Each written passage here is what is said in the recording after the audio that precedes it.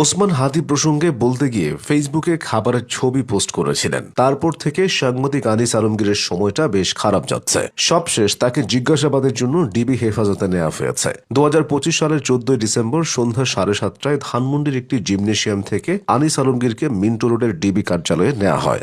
জিজ্ঞাসাবাদের কথা বলা হলেও তার বিরুদ্ধে সুনির্দিষ্ট কোনো অভিযোগ আছে কিনা সে ব্যাপারে নিশ্চিত করে কিছু বলেনি পুলিশ। এদিকে আনিস আলমগীরকে যাতে ছেড়ে দেওয়া না হয় সেজন্য ছাত্র নেতাদের অনেকে হুঁশিয়ারি দিয়েছে। জ্যেষ্ঠ সাংবাদিক আনিস আলমগীর দৈনিক আজকের কাগজ সহ বিভিন্ন সংবাদ মাধ্যমে কাজ করেছেন। সাম্প্রতিক সময়ে টেলিভিশন টক শোতে নানা বক্তব্য দিয়ে আলোচনায় ছিলেন তিনি। তার বিরুদ্ধে আওয়ামী ন্যারেটিভ প্রচারের অভিযোগ আছে। জুলাই গণ অভ্যুত্থানের সময় ফেসবুকে পোস্ট দিয়ে জামায়াত ও বিএনপিকে দোষারোপ করেছিলেন এই আনিস আলমগীর। আওয়ামী লীগের বয়ান প্রচারের অভিযোগ ছিল সাবেক সচিব আবু আলম শহীদ খানের বিরুদ্ধে। তিনিও এখন কারাগারে। 2025 সালের 7 সেপ্টেম্বর রাজধানী থেকে শহীদ খানকে গ্রেফতার করায় পুলিশের গোয়েন্দা বিভাগ ডিবি পরদিন তাকে কারাগারে পাঠানোর আদেশ দেন আদালত। গত 28 আগস্ট ঢাকা রিপোর্টার্স ইউনিটি মিলনায়তনে মঞ্চ 71 আয়োজিত গোলটেবিল আলোচনা অনুষ্ঠানে হামলার ঘটনা ঘটে। সেখান থেকে 16 জনকে পুলিশ আটক করে। পরে তাদের বিরুদ্ধে সরকারকে উৎখাতের ষড়যন্ত্রের অভিযোগে শাহবাগ থানায় সন্ত্রাস বিরোধী আইনে মামলা করা হয় এবং তাদের গ্রেফতার দেখানো হয়। সেখানে আবু আলমও ছিলেন।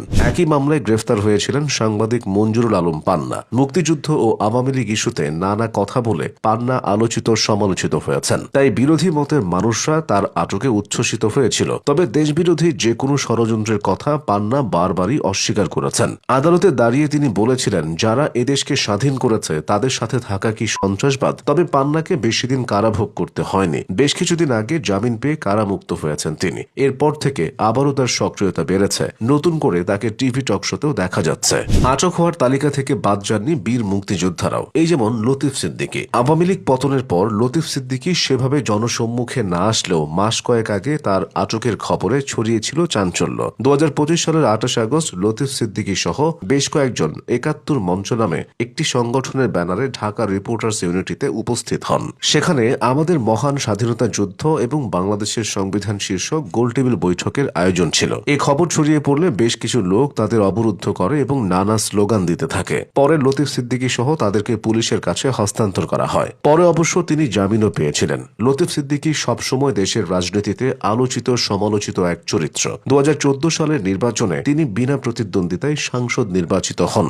সে নির্বাচনের পর তিনি তথ্য ও যোগাযোগ প্রযুক্তি মন্ত্রণালয়ের দায়িত্ব পান। একই বছর যুক্তরাষ্ট্রে এক সভায় হজ, তাবলিগ জামাত ও শেখ হাসিনার ছেলে জয়ের সম্পর্কে মন্তব্য করে তিনি দেশজুড়ে সমালোচিত হন। এসবের জেরে মন্ত্রিত্ব হারাতে হয় লতিফ সিদ্দিকীকে। সে যাই হোক, গণ অভ্যুত্থান পরবর্তী সময়ে তার মতো অন্যান্য কিছু মুক্তিযোদ্ধাও বিপাকে